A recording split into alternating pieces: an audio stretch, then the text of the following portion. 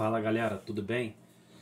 Vamos falar do complexo regional da Amazônia, né? A gente fala da Amazônia dos índios, mas temos que falar também da Amazônia da indústria, né? Da quarta região industrial do país. O complexo regional da Amazônia, características de regionalização, como nós chegamos na Amazônia, né?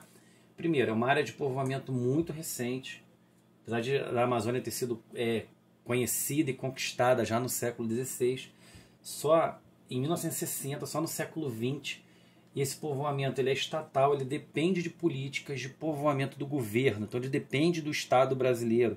É uma região enorme do Brasil, né, que vai depender muito do investimento do Estado brasileiro.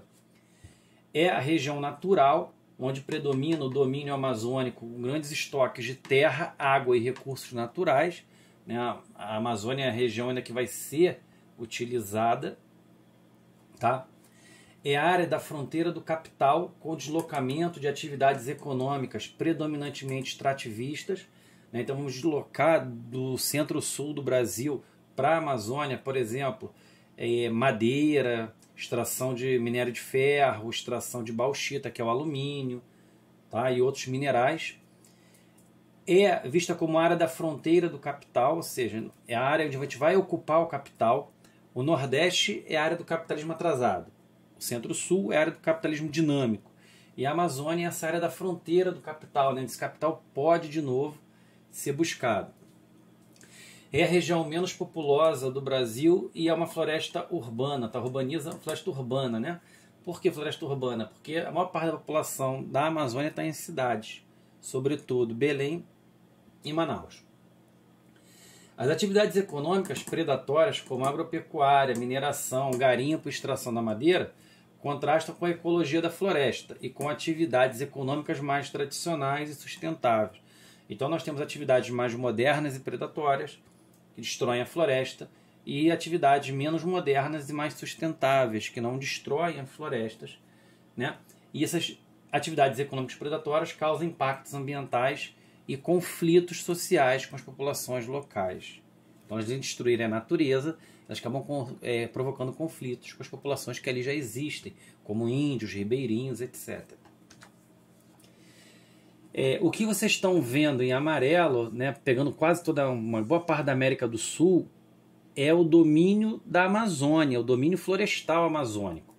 E o que vocês estão vendo em verde aqui no Brasil, em verde aqui no Brasil, a gente chama isso aí de Amazônia brasileira, onde é o bioma amazônico, onde está a floresta amazônica, tá? Propriamente dito.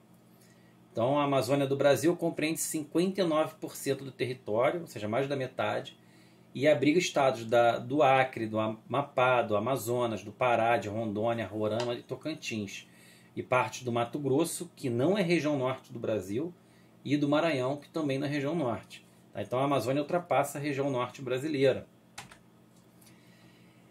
O relevo amazônico, basicamente, eu tenho terras altas ao norte, do Planalto Guiano, Planaltos Residuais Norte-Amazônicos. Eu tenho terras altas no sul, né, que são os planaltos residuais sul-amazônicos. E no meio, aqui eu tenho o que a gente chama de depressões e planície amazônica, então as partes mais baixas. Né? Então, o relevo amazônico nos cantos são mais altos e eles vão diminuindo de tamanho até ficarem mais baixos. Aqui nós temos um perfil que eu falei para vocês, ó, terras altas ao norte, terras altas ao sul, e no meio aqui do Rio Amazonas, basicamente planícies e depressões, áreas muito mais baixas. E o que predomina em termos de clima e botânica na região é o clima equatorial, que é o clima muito quente e super úmido, né, com chuvas muito abundantes ao longo do ano, e uma floresta equatorial rica em biodiversidade. O povoamento da região começa no século XVI e XVII, com as missões jesuíticas. Né? Aqui, ó, Portugal domina Belém, que é a foz do Rio Amazonas. Para a esquerda eu tenho o Tratado de Tordesilhas, então eram terras espanholas, e Portugal, com os jesuítas, acaba ocupando a região para fins comerciais, para as drogas do sertão. Já no século XIX, também nessa mesma região, utilizando-se dos rios da região, nós temos a borracha, o ciclo da borracha na região amazônica, e o Teatro Amazonas destaca esse auge, nessa riqueza do ciclo da borracha. A conquista da fronteira, né? A fronteira moderna do Amazonas, né? A criação da Amazônia vai se dar a partir de 3 coisas. Né? Vou ser bem básico com vocês aqui, vou ser bem rápido. A fronteira demográfica, né? Através de fluxos migratórios. Tá? Ela começa com a construção da Transamazônica, mas é interessante que os fluxos migratórios não é do Nordeste para a Amazônia, mas sim do Sul para a Amazônia. Tá? Basicamente essa fronteira demográfica vai se dar com sulistas, gaúchos, catarinenses que vão para a Amazônia.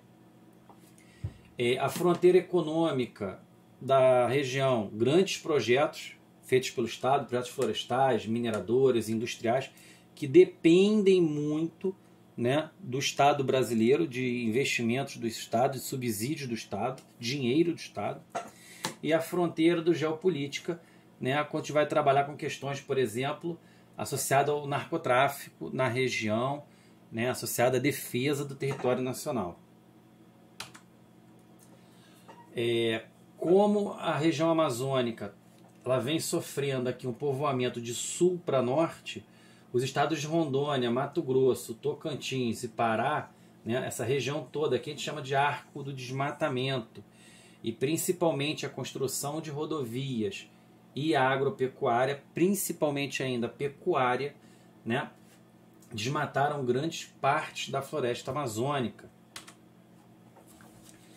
Os grandes projetos da Amazônia Oriental, do leste amazônico, sem dúvidas, é o projeto mineral, né, que a gente vai trabalhar aqui, que são, no caso, o projeto Grande Carajás, que fica no sul do Pará, que é a maior mina de ferro, tá, de minério de ferro do mundo. Então essa mina de minério de ferro, ela tem aqui uma ferrovia de 800 quilômetros que liga até o porto de São Luís do Maranhão para esse ferro ser escoado. Tá? Então isso é interessante. Aqui eu tenho um lago de uma hidrelétrica chamada Tucuruí, e por aqui eu tenho extração de alumínio. Tá? Alumínio é muito importante. Tá aqui, ó, Oriximiná, tá? Almerim, Paragominas. Essas extrações de alumínio são importantes por quê? Porque eu tenho usinas como a Aluminorte que produzem alumínio na região. Então a Amazônia Oriental está associada ao projeto Grande Carajás com minério de ferro e com a Aluminorte, o alumínio, que depende da usina de Tucuruí, tá? Como minério de ferro, como produtora de energia para as indústrias de alumínio. Aqui está a região de Oriximiná e Óbidos, né, que está bem pertinho aqui de Tucuruí. Né? Essa região aqui tem a Albrás, extração, por exemplo, do alumínio, muito importante.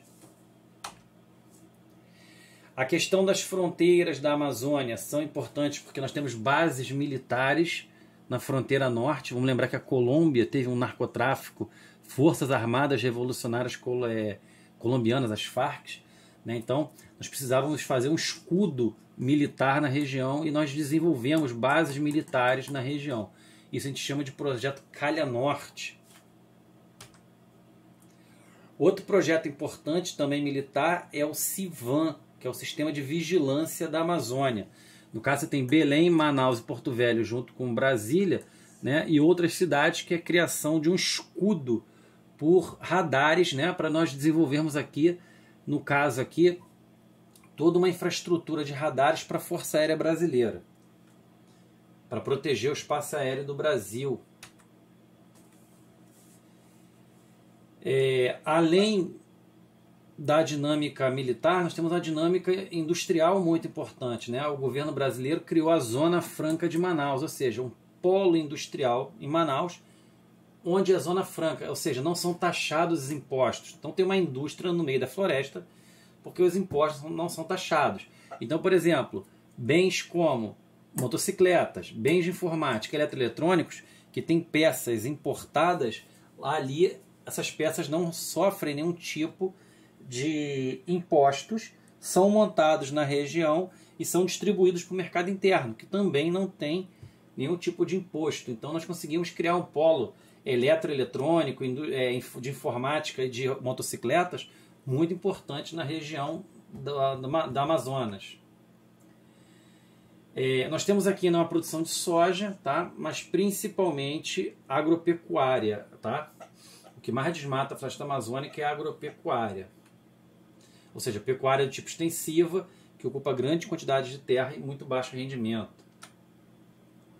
A região também vem ultimamente recebendo, além da industrialização, criação de inúmeras hidrelétricas para produzir energia elétrica. A bacia amazônica tem o maior potencial hidrelétrico disponível no Brasil. Apesar de ser um vazio demográfico, né, a maior parte dos índios e as terras indígenas estão situadas na floresta amazônica, tá, na região da Amazônia. Então nós temos territórios indígenas imensos, né, na Amazônia brasileira, que são alvos, né, de pecuaristas, de garimpeiros, tá, e são áreas de conflitos. Aqui a gente vai falar de 3 Amazônias, né? Uma Amazônia do arco do povoamento adensado, ou seja, uma Amazônia já muito desmatada, tá? Nós vamos falar de uma Amazônia central que sofre desmatamento, né? Mas porém você tem aí ainda algumas unidades de conservação, e nós temos uma Amazônia ocidental que está muito mais bem preservada. Então temos uma Amazônia muito pouco preservada, uma Amazônia pouco preservada, mas com algumas unidades de conservação e algumas reservas indígenas, e a Amazônia ocidental, o extremo oeste amazônico, ainda é uma Amazônia muito bem preservada. Tá ok? Então lembrando que a Amazônia é uma região de muitas riquezas naturais, tá, e de cobiça, tá, pelos povos, sobretudo, tá, pelos grandes grupos capitalistas como madeireiros, garimpeiros, grandes mineradoras, latifundiários, tá, que fazem pressão sobre povos da floresta, como os índios, seringueiros e populações ribeirinhas. Tá ok? Espero poder ter ajudado vocês. Grande abraço.